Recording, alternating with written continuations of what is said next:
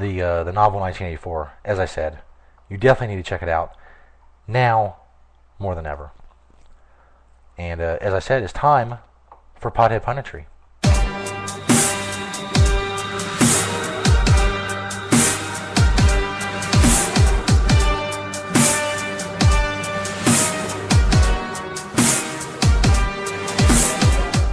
Our nation stands on the brink. Every day brings new federal encroachments that take our freedoms and strangle our will. There comes a time when the silliness must take a back seat to the serious issues of the day. The time is now. It's time to fight back and reclaim the freedom that is rightfully ours.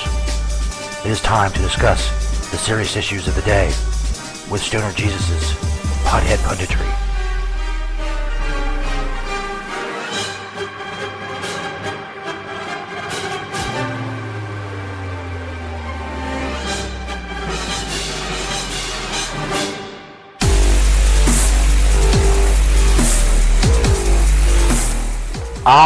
Yes, it is time for Pothead Punditry. This is episode 9 of Pothead Punditry, where the silliness of the Stoner Jesus show ends and the serious issues of the day begin, or at least as serious as we can be, which is sometimes very serious. Sometimes I'm very pissed off. I'm not so pissed off right now, but I can get that way if need be, to beef this shit up. If you're listening on podcast later, thank you. If you're listening to this on YouTube, where we put all the videos, or at least the audio, with a slideshow or whatever, on YouTube of every Pothead Punditry episode, the Stoner Jesus 420 on YouTube. We have very little time before the speaker break, which I cut out of the YouTube videos because it's annoying. It's annoying to hear this person screaming about the European Podcast Awards. I get it, and I understand, and it's good, but I don't want to worry about it right now. First story we got coming up is from Infowars.com. DHS official, this Department of Homeland Security official, said, quote, "You would never know," end quote, "if new streetlights were spying on you." Details surrounding the federally funded streetlights that double as omnipresent surveillance devices aren't getting any less creepy. A Department of Homeland Security director told Fox Charlotte you would never know if Big Sis was watching a quote that wouldn't look out of place in George Orwell's 1984. And they have a little video, and it's at the very end of the video. If you go to Infowars.com, you'll probably be able to find it. It's a DHS official says you would never know if streetlights were spying on you. The video itself is of the interview with the dude, and at the very end he says, you would never know if they were there. They might be there now. How would you know? But anyway, it says, and we're not just saying that for dramatic effect. The idea that you could never be certain whether or not Big Brother was watching, and the feeling of constantly under suspicion is a dominant theme in the 1949 dystopian novel that depicted a totalitarian state under which the population is kept under constant government surveillance. We'll talk about that more after the short little speaker break. We'll be right back with Pothead Punditry, episode 9 on the Stoner Jesus Show Live. Thanks everybody for listening. And we are back. If you're listening on YouTube, we never went anywhere, because as I said, I cut that out. Continuing with this story, quote, "If a city installed streetlights with surveillance abilities, you would never know," end quote. That's from Charlotte's Deputy Homeland Security Chief. Just like the inhabitants of Oceania had telescreens that watched their every movement, recorded their conversation, and displayed propaganda messages. Oceania, of course, the scene of 1984. Americans are set to be treated the same using smart streetlights now being installed in major cities across the country. And just like Winston Smith was encouraged by the telescreens to inform on thought criminals, these streetlights will feature messages from Janet Napolitano encouraging Americans to report on each other for suspicious activity. And I'll go for a lot of this in the next story I'm doing, which is an actual comparison between 1984 and today's society. But unlike Orwell's 1984, IntelliStreets won't have to rely on children denouncing their parents for making subversive statements. The system's ability to record private conversations will then make that process so much more efficient. The Fox Charlotte report also divulges a new way in which the streetlights will be used to keep tabs on Americans who dare leave their houses. The system is linked directly in with local police. If the sensors in the streetlights pick up any movement at certain hours of the day, authorities are alerted, making the enforcement of curfews much easier. Since the makers of the devices have exploited the wave of publicity first kicked off by our story on Infowars.com to stress how the streetlights can be used for homeland security purposes to keep people safe while also saving energy, the federal government immediately declared them to be double plus good, and they are now being installed in major cities like Detroit, Chicago, and Pittsburgh with the aid of funding of the Department of Energy. Hardcore shit. And it dovetails into the next story. Americans are now living in a society that rivals Orwell's 1984. And it's a side-by-side comparison of the novel 1984 and the way things are now. Let me go check the chat room real quick. People is quiet. Christoph doesn't like the speaker breaks. No one does. We all hate them. But anyway, here we are. Americans are now living in a society that rivals Orwell's 1984. Americans are now living in a society that is in some cases more draconian, more invasive, and more Orwellian than the dystopian tyranny fictionalized in Orwell's chilling classic 1984. On almost every front, American citizens are under an equal or greater threat of abuse, control, and more pervasive and high-tech surveillance than anything Winston Smith ever faced. Compare life in Oceania to life in 2011 America, with quotes from George Orwell's 1984 appearing in italics, which of course you can't see, but I'll tell you when I'm reading from 1984, as I am right now. In general, you could not assume that you were much safer in the country than in London. There were no telescreens, of course, but there was always the danger of concealed microphones by which your voice might be picked up and recognized. Of course, in today's America, Americans will now too have their every utterance listened to by Big Brother in public through surveillance-capable streetlights now being installed in major cities across the country, which we just talked about. Just as citizens of Oceania could never be sure of their privacy, Charlotte's Deputy Homeland Security Chief told a local Fox network earlier this week that Americans would never know whether or not the government was listening. Excuse me. Back to 1984. In the far distance, a helicopter skinned down between the roofs, hovered for an instant like a bluebottle, and darted away again with a curving flight. It was the police patrol snooping into people's windows. Of course, America in 2011 is more advanced than Orwell's Oceania in that it doesn't have to rely on expensive helicopters to spy on citizens. That job has now been entrusted to unmanned drones that not only act as surveillance devices, but they can also carry tasers that deliver incapacitating electric shocks to suspected criminals. Was suspected, in quotes. Back to 1984. It was terribly dangerous to let your thoughts wander when you were in any public place or within range of a telescreen. The smallest thing could give you away. A nervous tic, an unconscious look of anxiety, a habit of muttering to yourself. Anything that carried with it the suggestion of abnormality or having something to hide. In any case, to wear an improper expression on your face, to look incredulous when a victory was announced, for example, was itself a punishable offense. There was even a word for it in newspeak. Face crime, it was called.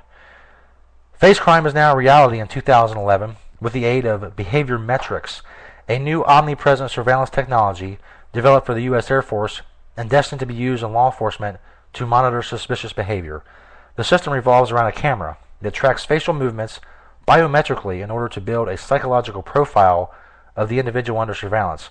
The movements of the muscles in your face will alert Big Brother through the process of, quote, behavior analysis to your presence as a suspicious individual who may be engaging in the act of thought crime and, God forbid, planning a public protest. Back to 1984. It was almost normal for people over 30 to be frightened of their own children, and with good reason, for hardly a week passed in which the Times did not carry a paragraph describing how some eavesdropping little sneak, child hero was the phrase generally used, had overheard some compromising remark and denounced its parents to the thought police. Back to America, 2011. As part of Homeland Security's See Something, Say Something program, Americans are now being bombarded at every level, from Walmart to football games to hotel rooms, with messages encouraging them to report on their fellow citizens for engaging in, quote, unquote, suspicious activity, which, as we have documented, includes mundane behavior such as paying with cash, opposing surveillance, using a video camera, talking to police officers, wearing hoodies, driving vans, writing on a piece of paper, and using a cell phone recording application. Schools are now training children to be eco-spies by reporting on their parents' bad recycling habits, encouraging kids to re-educate them into compliance. And you see these stories, they're linked to prisonplanet.com, prisonplanet.com, and infowars.com. You can find all the links to these stories. The people are paying cash, and that's one of the top things that makes them suspicious, especially like a hotel or whatever. Especially they're a terrorist if they're paying cash. Back to 1984. Inside the flat, a fruity voice was reading out a list of figures which had something to do with the production of pig iron. The voice came from an oblong metal plaque like a dull mirror, which formed part of the surface of the right-hand wall. Winston turned a switch, and the voice sank somewhat, though the words were still distinguishable. The instrument, the telescreen it was called, could be dimmed, but there was no way of shutting it off completely. Just as the citizens of Oceania, back to 2011, were constantly bombarded with propaganda from the state via telescreens, Americans are now being subjected to the same onslaught in the form of spurious alerts from the federal government that are delivered through numerous platforms, including LED screens on the IntelliStreets Lightning Network, these streetlights, televisions at Walmart stores that play Janet Napolitano's See Something, Say Something diatribe, FEMA's emergency alert system that can hijack all conventional broadcast communications, and mandatory government messages that will appear on all new cell phones from the end of next year. And that's a story from the NewYorkTimes.com about the government messages that will appear on cell phones. The thing is, these alerts or whatever, like they had the other day, those used to be not mandatory. They were voluntary, but they're not anymore. The government has built a network through the use of digital television to be able to commandeer every radio station and every television station at the same time whenever they want to. If you notice a little commercial, it says, it can be used for just alerting the American people to an emergency. And what the government says is an emergency may not be an emergency to you. Maybe the emergency is, there's a protest going on downtown, and we're going to be shooting some motherfuckers with some rubber bullets, so don't come down there, or something similar. And if that isn't enough, the story continues. The Washington Post today called for the internet to also be brought under the auspices of a government takeover switch. Whereas Winston Smith only had to put up with Big Brother lecturing him via telescreens, Americans will be peppered with propaganda from every conceivable direction. Let me go check my speaker time. We have 10 minutes left in the next break. Chris Top had to take off. Thank you for being in the room. Kiss Kim is in the room. You can check her out. I wouldn't know how you would search her in Spreaker because she has like a butterfly at the beginning and the end of her name. I don't know how to make a butterfly, so I wouldn't be able to search her in the Spreaker search. Anyway, back to the novel 1984. In the vast majority of cases, there was no trial, no report of arrest. People simply disappeared always during the night. Your name was removed from the registers. Every record of everything you had ever done was wiped out. Your one-time existence was denied and then forgotten. You were abolished, annihilated. Vaporized was the usual word. American citizens, back here in 2011, are not merely disappearing without trial, as happened to those who had committed thought crimes in 1984. They are being directly assassinated via predator drone strikes with no oversight and no legal process whatsoever. As the case with U.S. citizen Anwar al-Awlaki shows, Americans are now at risk of falling victim to a program of state-sponsored assassination should they be designated as terrorists. In Orwell's 1984, miscreants were tortured and brainwashed, but they were not murdered on a whim by government decree before at least be given the opportunity to recant. Of course, the government will say this al-Awlaki dude was a hardcore terrorist, and he's in Yemen, and so on and so forth. But the fact does remain that he was a U.S. citizen. And once that precedent has been set, any excuse can be used. Anybody they don't like, or they don't want to hear from, or they want to shut up, can be designated a terrorist and killed. Without trial, without anything. Conceivably, it could be you or me. And who knows how many years. Once you cross that line, it's gone. There's no going back over it. Back to 1984, the novel. Don't you see that the whole aim of Newspeak is to narrow the range of thought? In the end, we shall make thought crime literally impossible because there will be no words in which to express it. Every concept that can ever be needed will be expressed by exactly one word, with its meaning rigidly defined and all its subsidiary meanings rubbed out and forgotten. Back in 2011, illiteracy rates in many large states are rising. 1 in 7 Americans cannot read anything more challenging than a children's picture book. Americans are being dumbed down by an onslaught of fluoride in the water, cultural decay that celebrates stupidity over intelligence, and a public school system in terminal decline. Attention spans are shortening as Americans are fed a constant diet of mind-numbing entertainment. Vocabularies are shrinking as many Americans can barely express themselves. Whereas in 1984, higher-level thinking was destroyed directly by the state, in 2011 America, the entertainment industry is doing just as good a job, if not better. Back to 1984. In Oceania, at the present day, science, in the old sense, has almost ceased to exist. In Newspeak, there is no word for science. The empirical method of thought, on which all the scientific achievements of the past were founded, is opposed to the most fundamental principles of Ingsoc. And even technological progress only happens when its products can in some way be used for the diminution I can never say that word, diminution for lessening of human liberty. Back in 2011 America, technology is being used to crush human liberty and eviscerate our privacy. Every technological advancement, from Facebook to the iPhone, brings with it a further assault on privacy. The U.S. judicial system is identifying ways to legalize constant surveillance over every American, most recently with the effort to give authorities the power to secretly track Americans through clandestine global positioning systems attached to their vehicle. And that's from CNET.com. And by the way, I've seen those fucking commercials, the Progressive car insurance commercials. Once you put that little fucking thing in your car, it takes a snapshot of your good driving habits or whatever. And am I supposed to believe they're not able to know where you are with putting something in your fucking car? What's all this fucking sudden? Everybody needs to know where you are and what you're doing. GPS is on everything. Your phones, if you notice, come with a ton of GPS, and it's already turned on by the factory. You gotta go turn it off. Anyway, back to 1984. Only a person thoroughly grounded in Ingsoc could appreciate the full force of the word belly feel, which implied a blind, enthusiastic, and casual acceptance difficult to imagine today. Back in 2011 America, Orwell's belly feel is our cognitive dissonance. This is the process of having blind faith in an explanation or a fact so long as it comes from the establishment. The actual truth of the matter bears no significance. Belly feel enables Americans to unquestionably accept everything they are told without the need for critical thinking.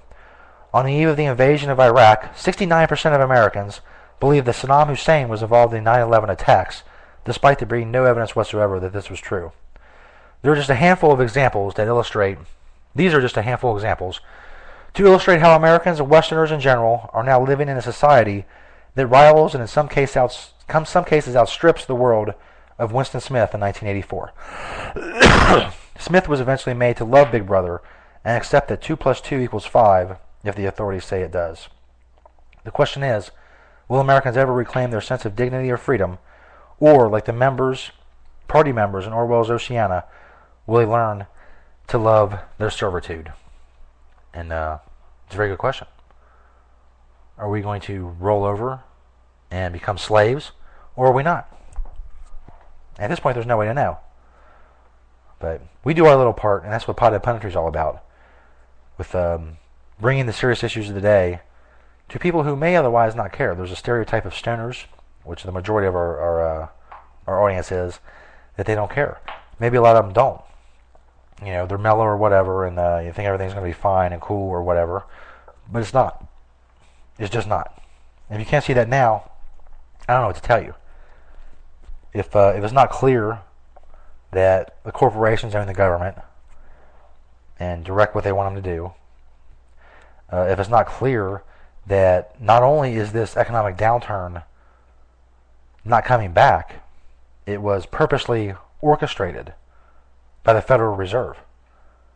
They've been printing money like it means nothing, driving up prices, destroying buying power, which in turn will destroy the economy and destroy jobs. They want you to be desperate. They want you to fight back. They want you to riot so they can crush you. And they have an excuse. It's the way the Soviets did it. It's the way every totalitarian dictatorship or regime has done it around the world. They push you and they push you until you fight back, and then they run over you with a fucking tank. And they get on TV and say, oh, you were a dissident and you were fomenting rebellion and so on and so forth. And it's coming. It's here. That's what Occupy is. There's riots. There's all kinds of violence going on. People are dying now. Somebody got shot in Oakland the other night. Somebody else got shot in Vermont. There's all kinds of shit on TV. The students in Berkeley getting the shit beat out of them. The unarmed students in Berkeley getting the shit beat out of them with batons. Grown men in riot gear hitting women in the stomach with their batons just because they could.